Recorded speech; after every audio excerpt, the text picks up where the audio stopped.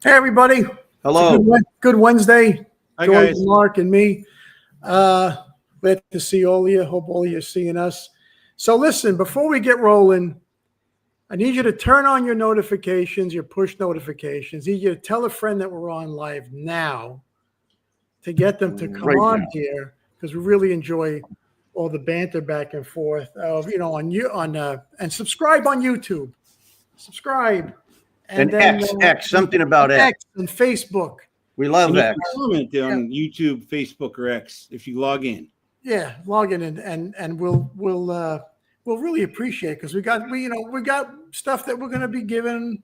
Some stuff we're going to be auctioning. Some stuff we might have prizes. We're still working on a lot of stuff, guys. We have some new things coming. Anyway, before we got rolling, I just want to throw Mark Jones a question. Yes. Mark just told me one of his meals is a tuna fish sandwich and mashed potatoes and gravy. I find that very odd. Well, there's this shop right near the cigar lounge we go to after the podcast. They make a great tuna fish sandwich, toasted white You have bread. like a party? You guys have like a party after the podcast? No, it's just I eat. I like that. And they say to you, what do you want for a side? French fries, this, and it's Pickwick's Pub, which is kind of a English thing.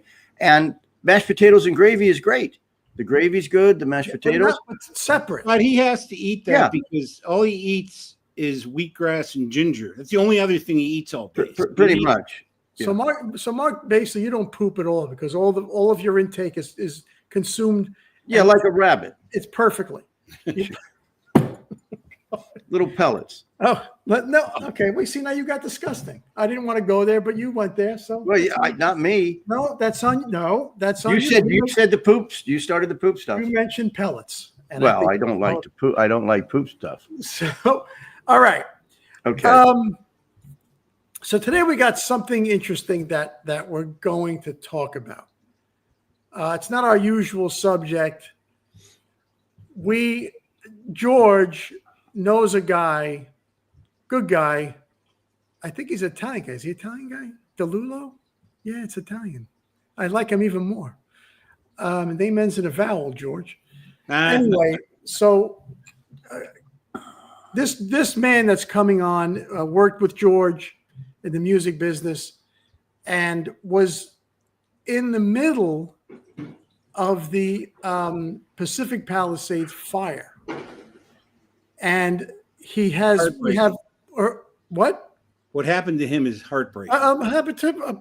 Everybody. People. Believe me. We have some photos of it. We're going to talk to John, and we're going to see. I mean, it's guys. We're not going to, we'll crack jokes about him, of course, because that's what we do. But I don't know much about this, so I told John not to tell us much. So we're gonna learn as you do. I think it'll be interesting. I'm dying to talk to the guy. So George, please bring in John DeLulo from the. Do you want to run down the other stuff you want? Oh, the other topics. Yes, thank you, George. We're going to talk about tipping in restaurants, how that all works, and how each of us do it, and how you do it. Also, we're going to talk about, because we are men, we're going to talk about, at one point, did you realize that you became your father? And then the usual stuff after that. I think we got some mail, and we got a Stitch shirt, because we love Stitch. George, you keep hiding the T-shirts. Oh, I'm sorry. By the way, these are Buc-ee's shorts. You guys know what Buc-ee's is? Yeah, that renowned 7-Eleven. Gigantic store with 800 gas pumps. My daughter loves it. Anyway, do they ever sell men's shorts in that store? Yes, they sell men's, but they were out, so I had to go to the women's. I figured. Okay. So all right. Okay, let's bring in John DeLulo, ladies and gentlemen. All right, hold on here. Boom. Hold on a second here. Hey, John. Hey guys, how you doing? We're doing okay. Yeah. Scott, big fan. Just want to start out. Love all your work and your background. Watched Happy Days when I was young, and I adore all your work. Who doesn't? But thank you. George. I'm not George's, that big a fan myself, but George's last name ends in a vowel, but sadly, he's not I know. 100% Italian like us. Where is your mother Italian? I'm 100% Italian. All four grandparents From came where? over Italy, Montebello on my dad's side, which means beautiful mountain, Yes. 50 minutes north of Rome. Grandma and grandpa on my mom's side, Naples. Napolitan? Nabladon. There you go. So That's a problem. It's a problem. yeah, that's a problem. Right. Right. Anyway, so John, how do you and George know each other? Capitol Records. I followed in his footsteps. He was George was a big wig back then. He was in the management training program at Capitol Records, and I just followed the same path, the career path. And Are you still working in the business? I got the body shots like he did. No, I went after Napster came onto the scene. I lost my gig and went to Disney Miramax theatrical marketing, working for the Weinsteins. They were nice to me. Then I worked at Activision Blizzard video games for a while. Okay, good. So I'm sorry about what happened to you, of course. Thank you. But before we get rolling on this, I've spent a lot of time in the Pacific Palisades because when I first got to LA 50 years ago, God, Jerry Paris, who directed Happy Days, lived in the Pacific Palisades. So on the weekends, and he lived on a street called Capri, which is right off Sunset Boulevard. As a matter of fact, John, like just down the road from him, and I would go there, was Rod Serling's house. And I would go into Rod Serling's house and play paddle tennis with Jerry and his. Anyway, it was really cool. And anyway, whatever. I want to hear about Rod's house. What? Rod, I want to hear about his house. Yeah, no, it was a cool house. He had a paddle tennis court. But anyway, so I spent a lot of time there, played basketball at Jerry's house and went to the beach and all that. And I loved it. So I know that it's I had one of my best friends there too. His name was Dave. He lived right on Sunset in the Palisades by Amalfi. And I would go to the Brentwood Mart all the time and have a hamburger and fries there. And it was great. So how long did you live there? 24 years. It was just a wonderful place to live. Just a fantastic, fantastic neighborhood. What I loved about it, just filled with a lot of great people, hardworking people, a lot of elderly people. And not everybody's super wealthy there, right? There's people there for like 50 years. Yep. Yeah, a lot of people, especially I lived in the Marquez Knoll area. Mm-hmm. So there's a lot of nooks and crannies through the Palisades. Gorgeous panoramic views, as I know you probably saw in Capri. I mean, like panoramic of the ocean, and you can see downtown LA. I crane your neck to the right, you see the Channel Islands. Catalina's right there. You have just that picture, George? Beautiful place. Yeah, just you're gonna make me get my eyes all watered with my backyard. I know I shared a picture with George. I wanted to show you guys when we worked at Capitol together, me and we put out the I might, George, I might take it down. We put out the Voodoo Lounge record, Rolling Stones, and they gave us these jackets. So I just wanted to show this, but I want to can take it off now. This is wow, the view from John's back of his house. Yeah, sadly that doesn't do it enough justice. It was and that's the poor area. That's John, the poor area. That's the water. That's the ocean right there, right? Yeah. You could see the entire Queen's Necklace from Palos Verdes right on to Malibu and the Channel Islands and Catalina. I mean, I'd be playing drums and you could see Catalina right in front of your, eyeballs there. I know a Catalina, but I didn't know Catalina was the. The reason I showed the Capitol picture of us was when they were going to hire John. Short. Yeah, we're back to that picture. I thought we got rid of it. When they were going to hire John at Activision, wherever you went, I advised him not to go. I said, that's a flash in the pan. Stay in the music business. And he, thank God, didn't listen to me and got to live in the Palisades. Oh, good. That's a great story. Yeah. All right. Yeah. So John, go ahead. So you told me Picture, earlier George. that you were working, right? Yeah, yeah, So yeah. okay, look, we know that Palisades is a beautiful part of the world. It overlooks the ocean, a lot of it. It's cool climate. It's not hot like the valley where we all live. Uh, Yeah. so true. It's just a different climate. So you're working, and go ahead. Can we take Yeah, the picture off so we can see ourselves? I'm Yeah, going it on When he to other talks, pictures. George, yeah, it's on a long time. Going on to other pictures. Well, let's let him talk. We want to see him. We're very small. yeah. The way the day started, I mean, you saw those winds coming. I mean, like Category 4 winds, and I dropped my daughter off at the bus stop because that was the first day back at school, January 7th. Go figure. After a After break. Christmas. Yeah. Fortunately, my son was home from NYU, and he's still home. He had another week left before he had to go back to New York City. Thank God for it. Or as I'm staring at my golden retriever, he wouldn't be around.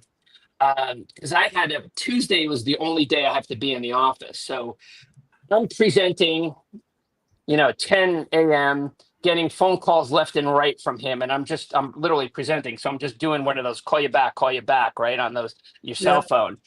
And then I finally stopped presenting and I knew something was up. So I get on I finally put my Zoom on pause there and I go on FaceTime with him and he pans the sky. And I just dropped everything. And my office butts right up against the south side of LAX, right? What is this now? What is that? This is what he's panning. This is what he's showing me. As you're working. As I'm working. I mean, I kind of, I was like, oh God. I know that's a good way to have a heart attack. I mean, like I was just, this is your front yard, isn't it? You're standing in your front yard. He's standing in my front yard taking that video, just zooming across. So I just got in my car and I literally drove like a bat out of hell, 105, and then to get onto the 405. And just as I'm getting onto the 405, there was a cop that was just kind of circling to, block everybody from getting onto the 405. And mind you, I could see the fire pretty vividly from my office. So I literally went right around this guy, like he's circling, and I just pretended he wasn't there, and now I'm on the 405 illegally, going about 105, 110 miles an hour. Still FaceTiming my son, kind of telling him, what to do. And, I'm going to ball my brains out because he literally went door to door. Because again, there's a lot of elderly people to the left and right of my home. He went door to door to get people out of their homes? You bet. He's a rock star. He's the coward.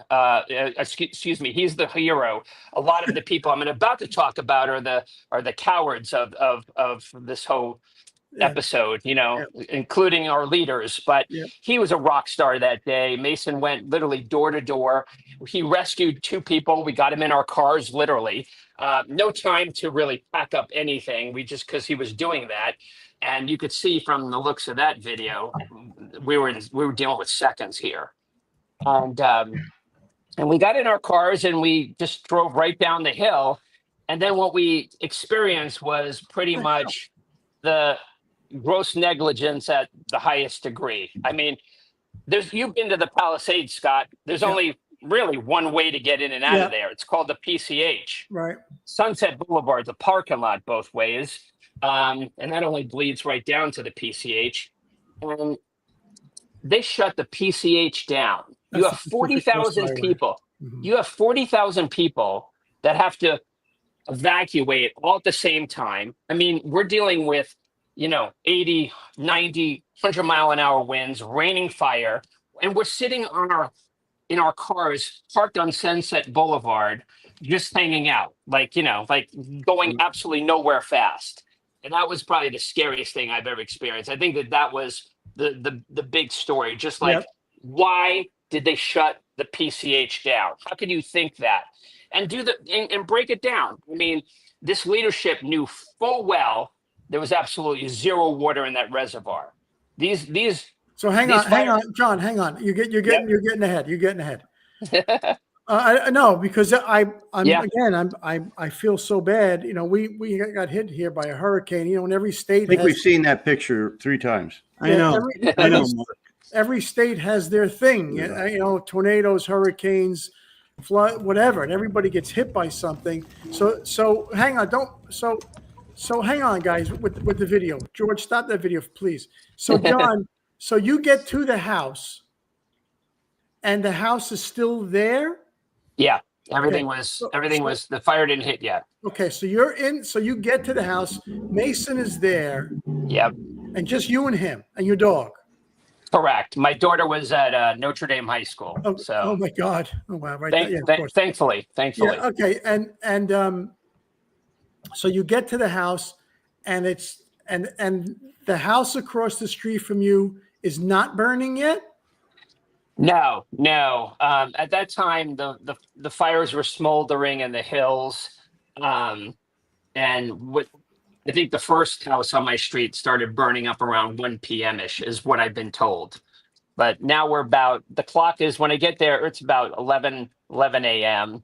and we were just racing to get everyone out of there and in our cars, and Okay, so you we didn't packed even up some. you Yeah, packed up some stuff. You Yeah. didn't try to save the house because it was beyond saving at that point, and you could see the fires. You could see them. yeah, yeah. Could you get anything out? What did you take? You Uh, must have taken something. I took my golden retriever, Ozzy. That's number one. And named after Ozzy Osbourne, part of my music background. I took some pictures that are meaningful to me, and that's pretty much it. I mean, it was just in seconds. I think we would have Wow. had more time. I got to say, we would have had more time to get some more stuff. But we had some elderly people that we just wanted to, help out Right. and get out. So All right. So that was the plan. all right. So you were told to leave, or it was like, we got to get out of here. Nobody told us anything. There was zero communication, literally zero. Even, when you get an Amber Alert or something on your phone and it rings and you have to take action, or there's a tsunami coming or whatever. Zero here, like zero. Our communication was just looking up at the hillside, seeing some blazes and a lot of smoke and some of these planes. And that was our kind of awareness to get our butts out of there. I mean, Okay. enough said. All right. So And you the wind- leave. Go ahead. Wind was pretty strong, Scott. It was coming. It was blazing. Yeah. Yeah. Well, I was there for the Woolsey fire. So, I mean, and it was close to us. I mean, we didn't have to evacuate, thank God. But, Yeah. Okay. So the fire trucks are up there. Cops are up there. They sent up a couple of. I didn't see any Or did police. did they just give up and say that we can't deal with it? We're done. They didn't deal. I didn't see any police. The only thing I did see was one fire truck come up, and then you probably saw it on world news on every single news channel from Timbuktu right down my street. They bulldoze all these cars that were on Sunset Boulevard. They just bulldozed them out and got the fire trucks up, which was But horrific and stupid and dumb. And I don't know why they did that, knowing full well there's no water. They shut down the PCH for whatever reason, which was the dumbest thing. And I was literally watching ladies with their children running, babies. They were literally running for their lives down to the ocean for safety. I mean, and it was just some pregnant ladies, 2 old people. It was just horrific, and it was something that I'll never forget. My dad was in the war. I mean, he knows what that's like. This is probably the closest thing I've ever got to see chaos at a massive scale. And Okay. John, I don't want to make you feel Go ahead, worse, George. but I'd like to show the remains of your house, if that's okay here. If I can. sure. That's after. Yeah, that's Hold on what a second. the after effect of that is. Look at that. Yeah, this is the next day we went, or 2 days later we went back there. I cycled back there with my son. Wait a minute, The next day. what am I looking at? That the backyard view? Yeah, That that was was- that's pretty much. And that's the you're house? looking at- That's yeah, you're John looking right at there digging. No, that's Mason Oh, you're digging saying- through something, and that's my fireplace, and And that's the view. Wow. Remember the view before? That's the view Yeah. after. Wow. That's Yeah, it's horrible. pretty sad. Yeah, it was pretty. There's nothing left to that entire neighborhood, to my street neighborhood. There is a couple of houses standing, but it is like literally somebody just dropped a nuclear bomb, and I never seen the outcome of a nuclear bomb, but it looks a lot like that, I'm sure, when you look at pictures of Nagasaki. How did you get up to the house? They let you go back? The next day we cycled up there, my son and I got to say that was probably the stupidest thing I've ever done in my life. And I was telling Mason, my son, really wanted to go back there. And fires were still smoldering and homes were still burning. But we did it. We wanted to see the house and, see if we could salvage anything or, Yeah. have a good cry, right? Can I let me ask you this question. I'm trying to get into your brain about it. When you left the house before it burned, did you? I'm sure you prayed and did everything. Did you think it would? Like in your brain, did you think, okay, my house is gonna be fine. My house is gonna be fine, or did you think I'm just toast? Sorry for excuse the expression. Yeah, at that time, I kind of. It's funny because you have mixed signals. Like I had a lot of time to think about it because again, we were on Sunset Boulevard, raining fire, flames everywhere. Think about the palm trees, branches on fire, just flying in your car and everything. Wow. And but you have a lot of time to think. And I was just like thinking, am I insured? All right, are my insurance policies up to date? What if? Yeah, you run through all the scenarios, right? You just get a rash of emotions. Was your insurance good to cover? Did they cover everything? No, unlike many of I probably have probably the one thing I love about the Palisades, like where you guys live, they're just full of friends and beautiful people. And the common denominator among a lot of my friends is fortunately a couple of us were insured, many weren't, which is a horrible thing. Again, gross net leadership negligence on a high degree scale, and it's super sad. A lot of insurance companies knew that there was no water in this reservoir. Yeah. It's not brain surgery, right? 3 years they haven't inspected the reservoir. They're not stupid. They colluded and they cut thousands of policies pre-holiday. You got a mail or an email or a letter saying, "Dearest Scott Baio, season's greetings. As of December 31, you don't have insurance. Here's an application for Cal Fair plan.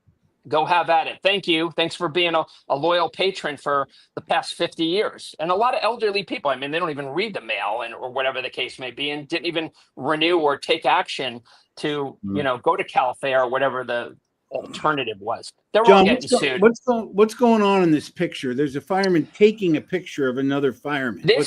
This probably, George, probably gives me the biggest aneurysm of it all. I mean, when I saw this, it was hard to get past the fire because of just the aftermath of all the news, right? Nobody really had a fire truck come to their house on Pali. And if they did, as I sent a video, they were just there to observe and report. They were all told to stand down, right? Which is great. You shut the PCH down, but you have a fire team that's not able to put out any fires. They have a directive, stand down. Okay, so they're standing down. Just get out of the way, but they didn't. They blocked the PCH, but in this case, nobody came to any fires to fight any fires that day, and I have a lot of proof of that. In this case, the only fire truck that showed up was a Cal Fire truck. Just happened to be parked in front of my goddamn house, and as you can see in the picture, and the one house on my street that was saved was saved because there were triplets that were literally up on the roof hosing it down all day and all night. Right. So they saved their house, right? Their father was traveling and he asked them, "Hey, you guys, if you're not doing anything, save the house." So he did. And I got them on the news. And they shot this video, George, that you're seeing, of just a Cal Fire truck that shows up in front of my house. Are they putting out? And this is during a time, this is like 4 p.m.-ish, when 2 homes on exactly my street are burning up. What are they doing here? Just taking in like a They're fake. just you could see if you zoom in, it's hard to zoom in and don't bother, but they're just taking video of them rolling up this hose. The backdrop of that picture is showing the two homes that are burning just a couple of doors down from us. And they're like making like a training video. It was like, insult to injury, or they're not going to fight your fire, but they're going to come and make a video for you. That was I had an aneurysm when I saw that video footage as well as this picture. And it speaks for itself. And I had some words. I had some words with the mayor of LA about that and that whole incident. Good luck. Yeah, exactly. She's useless. We know there was no water in the reservoirs. Yep. There was no water coming out of the fire hydrants or no. So they let it go. So the second foo bar that I really want to tell you is they were supposed to, LA Department of Water and Power was supposed to shut the grid down at 1 p.m. Right? Wow. They were supposed to shut the grid down at 1 p.m. They got a directive.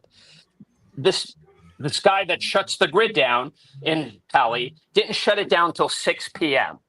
Wow. All right. I mean, all the damage was done. The just took out the whole city. So 22 days later, what does this guy do?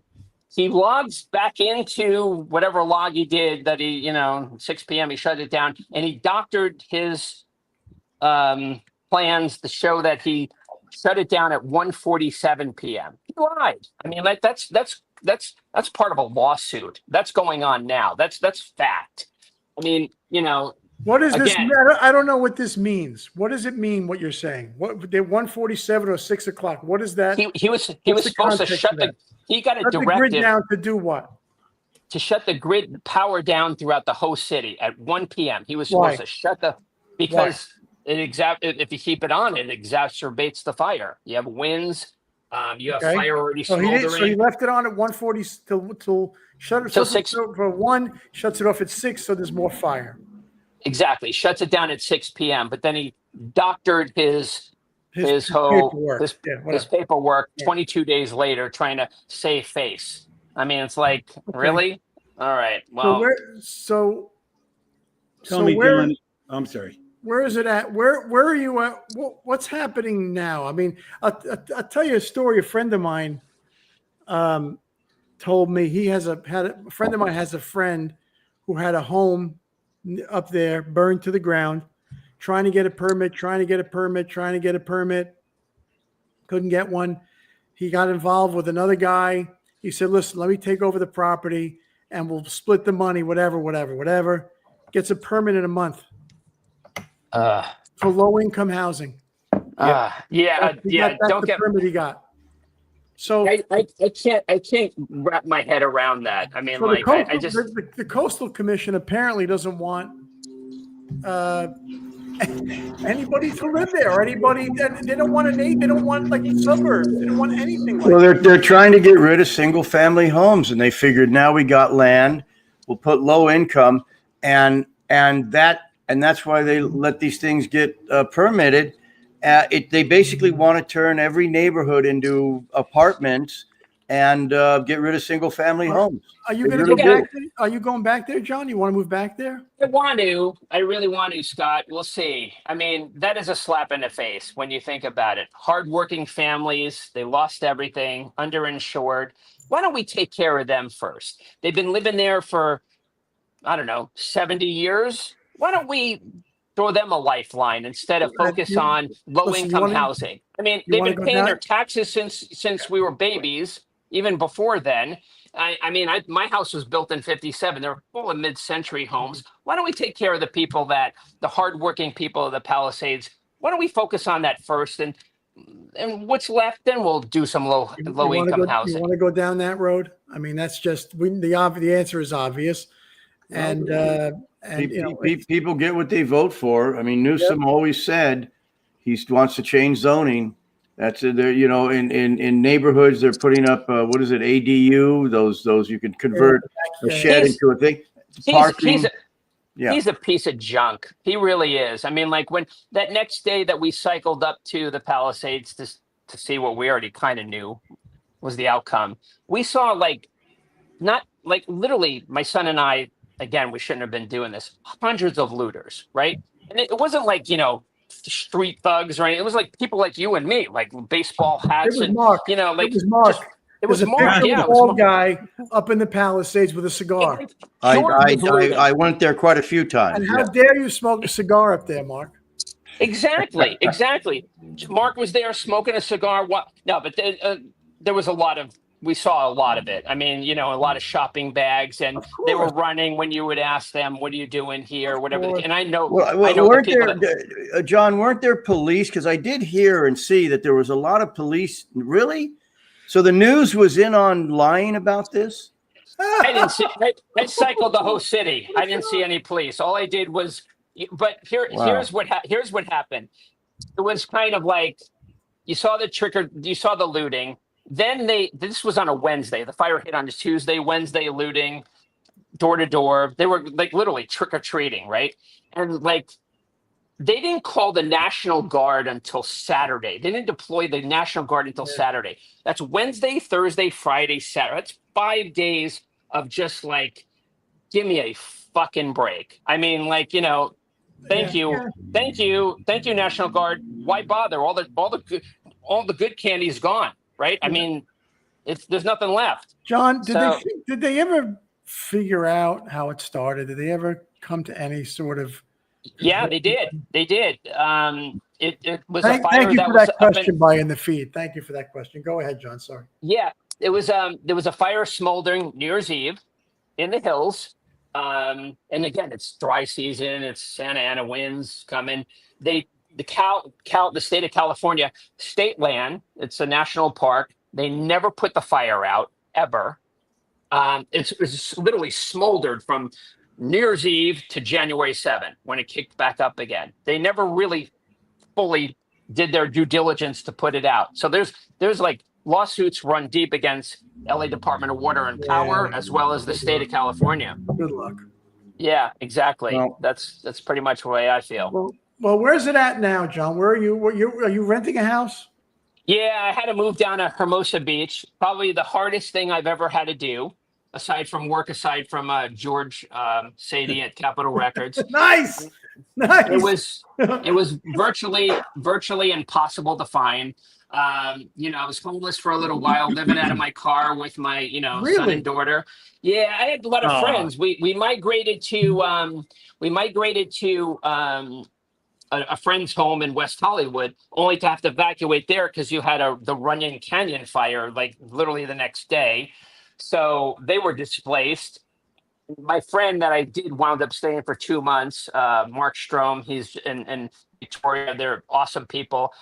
They finally came back and let us up there. But for a couple of days there, we were kind of, you know, struggling. The city didn't do anything for you. It was like every man for himself. It was just a real debacle. And then to find housing was really tough because everybody's looking for take housing. a number. Yeah. Sure. And if you didn't lose your house, well, you lost your school, so your family had to move as well. So it was pretty difficult. I finally found this place like 3 months later and had to pay handsomely for it. It was pretty horrible. Well, Again, sorry Yeah. about all this, man. It just, yeah. it's just. Thank you. I don't know what to say about that. It's just It's just horrible. And Yeah. look, if it wouldn't be, it wouldn't be as horrible if it was legitimate. Yeah. I agree with if you. It wasn't like, hey, man, we just couldn't we were hosing, but it was whatever. It was too strong. But the fact that everybody seems to think that it was deliberate or they let it burn. Yeah. I mean, whether or not that happened, but I don't. Let's There's just play around with that because we know what happened. And yeah, it was just I look at it as just gross negligence on a grand scale. I mean, it doesn't stop. It just keeps going. And as you go, as it plays out, I start to feel better about it as the truth comes out. Right, we're learning that guy doctored the log. We're learning that they didn't inspect the reservoir for the past 3 years when they were supposed to inspect it every year, and then they changed their policy there. We're learning. The truth is starting to come out. I mean, but that was the hard part. It was hard to heal through it. All right, I lost everything I've ever worked for in my life, right, and my home, and my net worth is underwater. Everything is gone, Right. and it's hard. I'm like, what did I do to deserve this? But hearing about all the stuff that we're talking about with the low income housing and all that, Yeah, it's heartbreaking. that makes it way more difficult. Yeah, And I'm that's sure what we're it trying to does. deal with. And you know what the kind of the hurting part about all this again is that people forget. Yeah, it goes on. Yeah, People forget, and Yep. and you got an election coming up, and Yeah.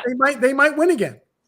yeah. I only ask anybody that is going to vote for the current administration, just take a tour of the Palisades and then Yeah. drive on up to Malibu. Not going to happen. And there's nothing there. But Not going to happen. yeah, But I it's just hear you. it's Anyway. it is what it is, bro. Yeah. Well, listen, I'm again sorry.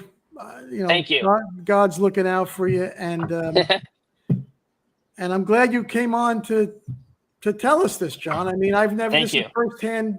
firsthand experience of what happened. And you guys have any questions for John, George? No, I think he summed it up. I mean, it's what I've John, heard. I just feel bad. I'm thankful that you told the story, and it actually puts a tear in my eye while you tell me, and I feel like I made you relive it again, and I feel bad about that, but I think it's important. No, it's good healing. Thank you. I mean, it is what it is. I mean, I only hope that going forward we hire officials that do the job. I mean, they're put in this office to protect us.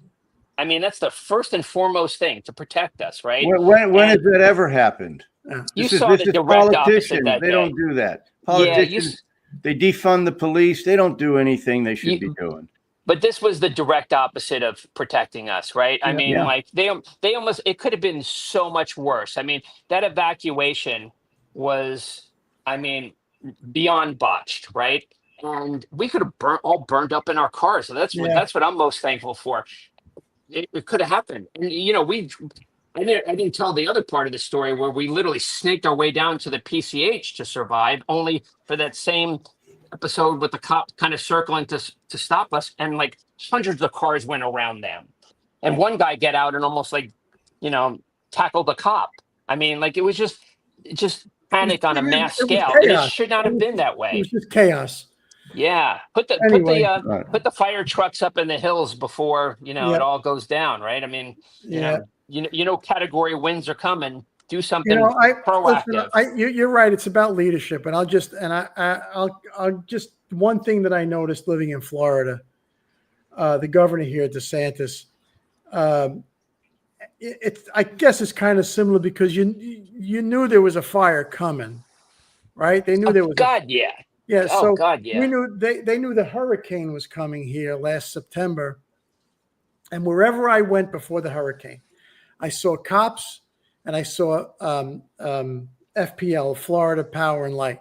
Saw them everywhere, waiting. And as soon as the hurricane hit, it was over. I swear to God, it was like an anthill. They went everywhere. And everybody's power got back on in a couple of days. And they cleaned up. I mean, it was, the difference in leadership. Yeah. It really is. It really makes a huge difference. So I think all of you should move to Florida. There you go. Schwarzenegger really... He had a solid plan. He would put the fire trucks up in the hills when he knew there was category, strong winds coming in. Yeah, good for him. This leadership goes to party in Ghana with all her besties and lies about the fact that she even knew about category 4 winds. I mean, what kind of mayor are you? Seriously, are we going to vote for this piece of junk? Yep. I mean, they will. Vote for her again. Yeah. Anyway, Okay. John, thank you again, my friend. And thank please, you. Please, tell us what's happening. Tell us what's going on, and absolutely. Hopefully you'll be settled soon. And God bless you, man. Thank you, bro. Big fan. George, stay well. Nice Mark, thank you. Thank you, guys. Bye-bye, John. All right, be good. Okay, wow. I mean, that's man. My neck is tight from listening to him. I can't believe his story, man. God. I mean, And the thing is, there's hundreds, thousands of people have the same story. I You're mean, right. you know, I saw the news where every single person, what he's saying, they all have the same complaints and all have the same anger. You know, Mother Nature, and I know that was more than Mother Nature, but when Mother Nature wants to do something, there's just nothing you can do. There's nothing you can do. You know, and they could have stopped it. I think they could have stopped it in the Palisades, but man, oh man. Okay, take a breath. Oh, wow. All right. We're having a lot of fun today. Yeah. All right. Let's get to something. Let's try to shift gears here a little bit. Talk about tipping. Let's talk about. It seems so unimportant now. Yeah, I know. Everybody, take a breath and go get a cup of water and tell your friend to come on and text them and tell them to come. We're on live. We'll answer their questions. And anyway, so you mean tipping like tipping over if you're standing? yes, tip like cow tipping. So Beth Joyner, my wife's cousin, just came on. Hey, Beth. Anyway, so when you go to a restaurant, when you go anywhere and there's people doing anything for you, do you tip everybody? Like Yeah. when you go to Vegas. No. So okay, here's the scenario. You go to Vegas, a guy takes your bags out of the car, puts them in a dolly, pushes them inside. You tip him? Yes. In Vegas, you pretty much have to tip So everybody. now the guy takes your bags to your room. Do you tip him? If he's Yes, a different guy, yeah. Okay. Of course. So right now you're probably out $40. No, $4. $40. What's wrong with you? 10, 20 maybe.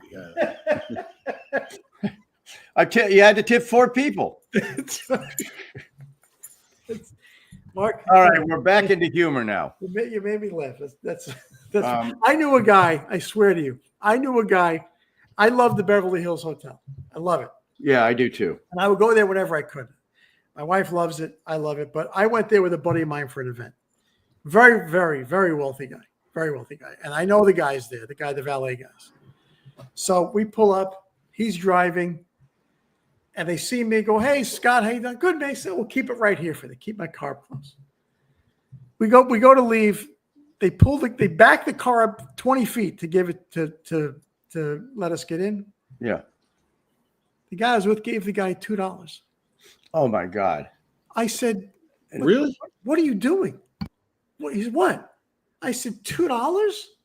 He said, yeah. I said, you know what? I got it. So I gave the guy a $20 bill. I mean, it was so like. You know what you should do? If they put your car in front, you tip them before. Like if they're gonna, you'd go to a nice. I tipped them before to put it in front, but they put it. Yeah, and that's what I'm saying. But I used to park cars, so I'm very generous when it comes to parking cars. So you parked chariots and you parked things. I park covered wagons and horses. Covered wagons. Yeah, it's tough to back a horse up, right? It's tough to back a horse up. It's almost impossible when it's crowded.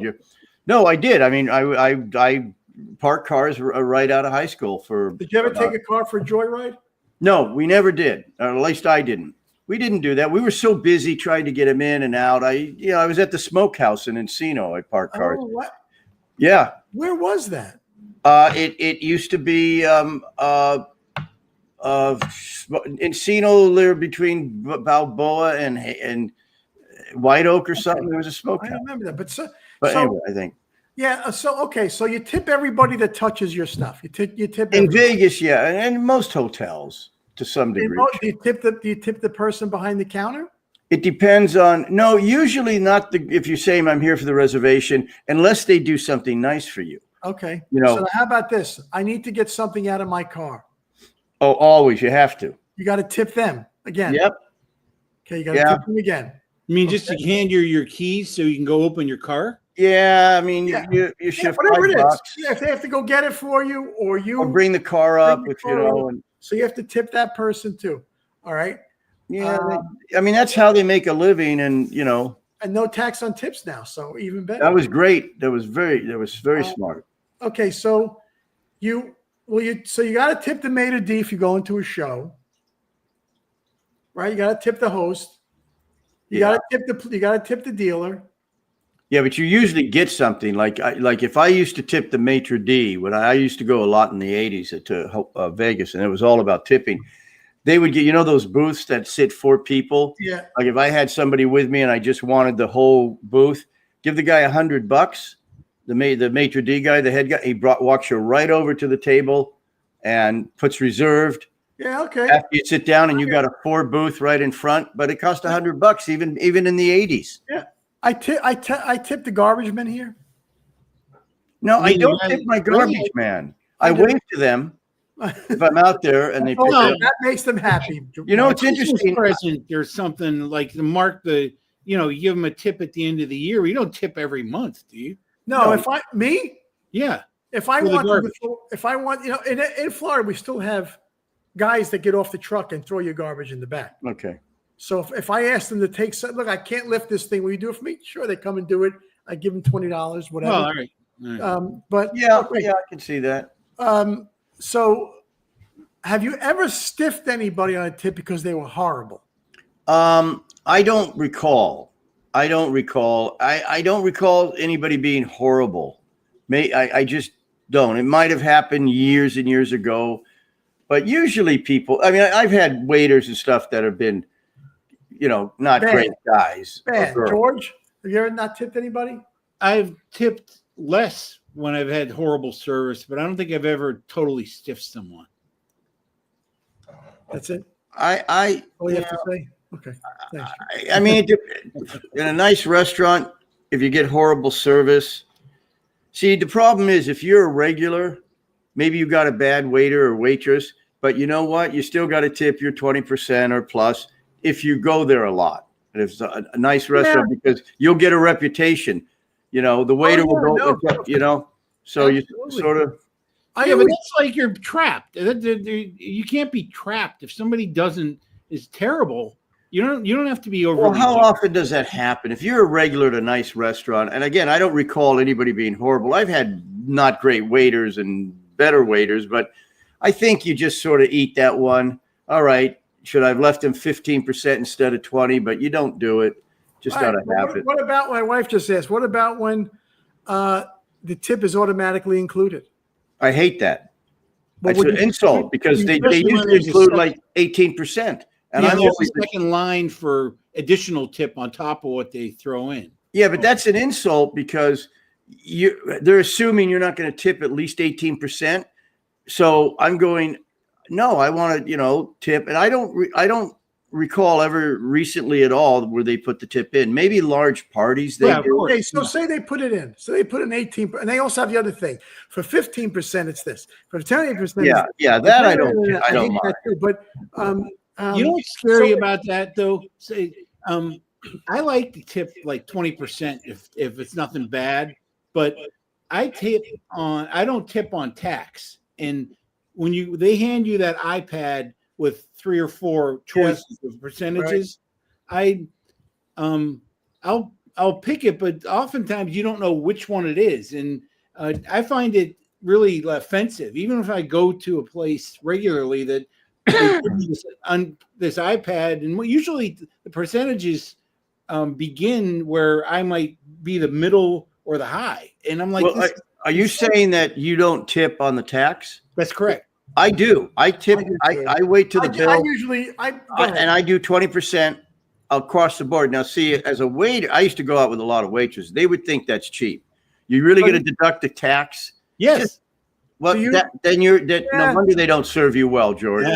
Will you tip? And I don't tip at all on to-go orders. Because I always do. I know you do, but I don't. On to-go orders, yeah, okay. Of course you do. Yeah, they have to buy. You know what they do? But they're getting they have to paid box to do that. It's not like they're sitting there making no, George. I go to Pickwick's when I get my sandwich tonight, right?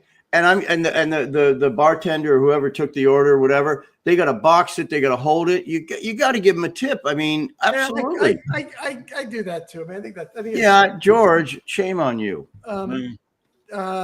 Do you so you'll tip above 20%? I have done, sure.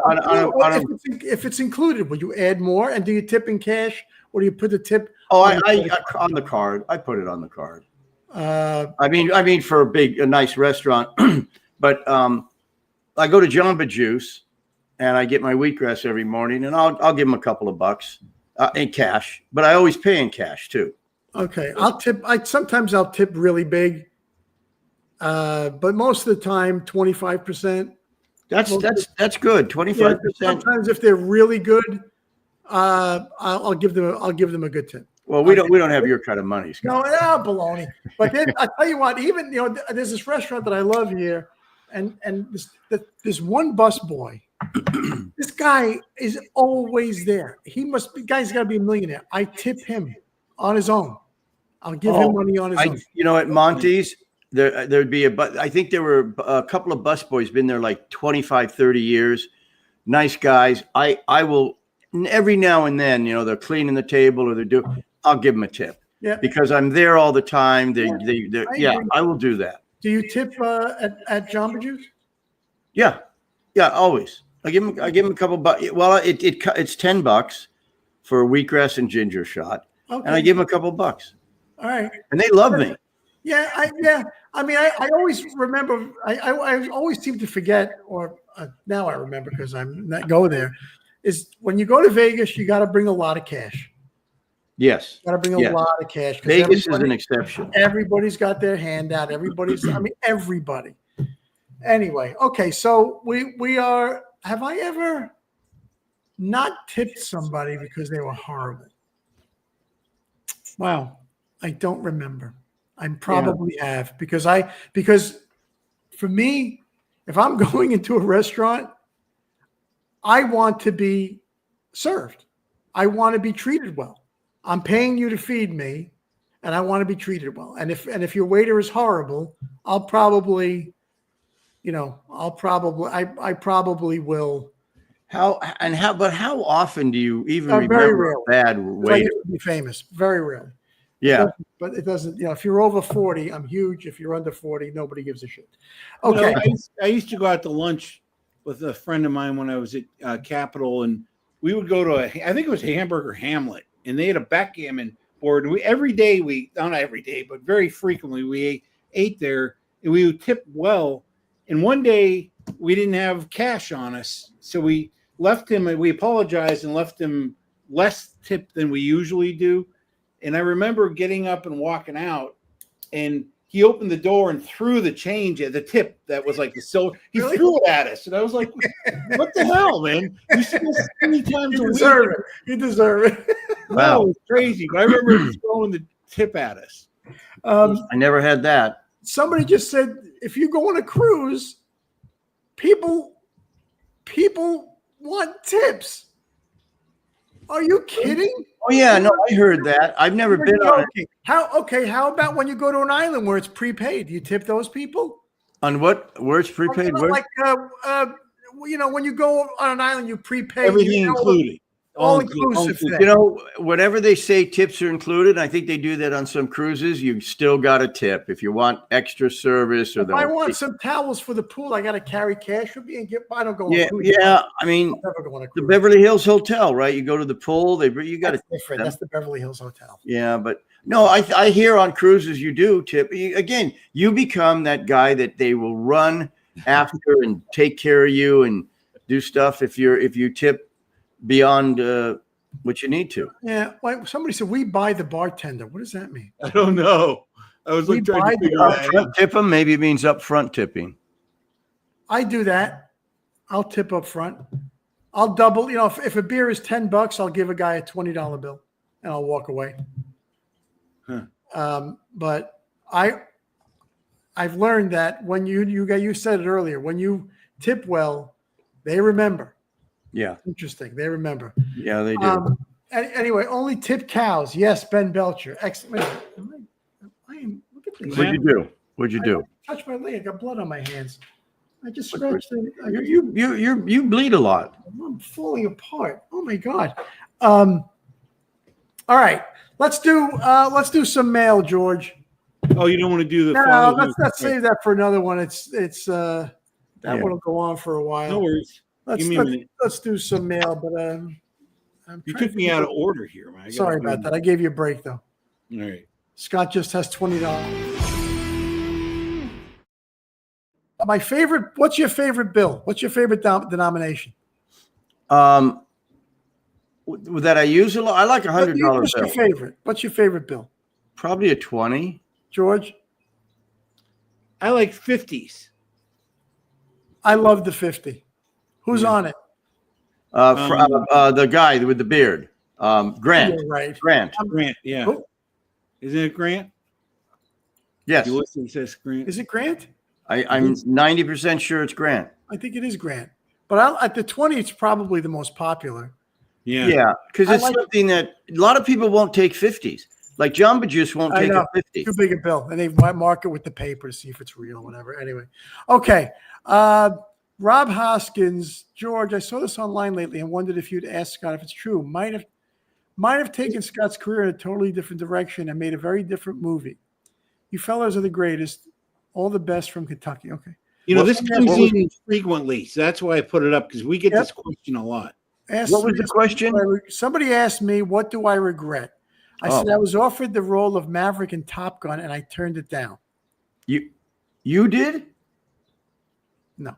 No. Oh, yes. So where this came from, I was on Fox News a bunch of years ago, and I was just messing around with the host on air. And he said, well, you know, hey, you've had a lot of work and blah. What do you regret? I said, yeah, I turned down Top Gun. So It you was a said it joke. as a joke. It was a joke. And I did not turn down Top Gun. I think it was your delivery, Scott. I think it was. Maybe there was not enough sarcasm. You might be right. Yeah, I did. I actually thought you were serious for a second. I said, well, you know, before Tom Cruise was thought about, you could have. I was. That was what, 84 Top Gun. Maybe 85, 86. I'm thinking maybe 86. You know, Tom Cruise has been a movie star since like 1980. Isn't it amazing? Like a giant movie star since like 84. And still going. I mean, it's unbelievable. Unbelievable. You know, God bless him. He's got something special. God bless him. Yep. All right. Next one. Next email. Scott, as a child star, what are your thoughts now as an adult on being a child star? So many child stars had a tragic ending. Yeah. Interesting question. Yeah.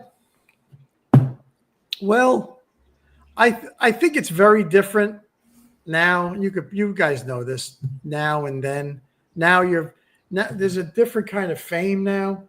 Other than some people, any actor on television years ago walk into a restaurant, everybody knew him.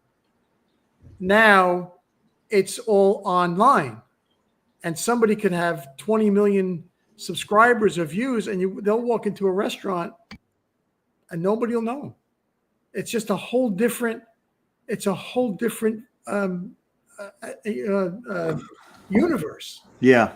You know what I mean? It's like back then, 30 million people watch it, 40 million people watch it. Now you get, what is it, Mark? 800,000 people on a show and it's a hit. Yeah, maybe a million. I mean, on cable and shit. Yeah. Yeah, it's a totally different album. But the other part of that question, kids, we kind of talked about this a little bit. Somebody gets a show and they think it's never going to end, and they go and they buy the Porsche, they buy the house in Malibu, wherever, and then all of a sudden the show gets canceled and they're upside down and everything. And they're parking cars in a hotel. Oh, horrible. That story still breaks my heart. I've had that happen to me. It's just so horrible. But and then you will do anything to get it back, unfortunately, and they hook up with the wrong people, and they start doing drugs and things and alcohol, and that's where it all goes. I mean, look at Matthew Perry. God bless him. I mean, that guy, started fairly young, right? Early 20s, became 10 years of the most popular show, and he couldn't kick the drugs. Yeah. And I get, partied, and I guess you think you're indestructible when you're that Yeah. famous. What can hurt me? I mean, I walk down the street, people ask me for autographs. How can anything hurt me? I guess there's a lot of that. And with it's not fame. it's not exclusive to show business. Good News Jim just said 4 out of 5 athletes. Yeah. Yeah. Well, they're Knows superstars. everything. I mean, they sign. You see, they don't really. It's $100 million contract or whatever, and it's not $100 million. They got people to pay. They got taxes to pay, And it's over like 10 years, right? and what's his name? The rapper George MC Hammer. MC Hammer Yeah. broke Yeah. at $30 million or something. Yeah. In those times. Yeah, back He in had the the nicest early, pool I've ever seen. you what? He had the nicest swimming pool in his house I've ever seen. What was it? It was one of those that had like a cave and a slide. Oh, really? Cave and, Oh, okay. yeah, it was nice. All right. Well, anyway, yeah, it's a tough business. It's a tough business, but it's a great business. So anyway, You got one more. I think we got another one. Yay! From Ali.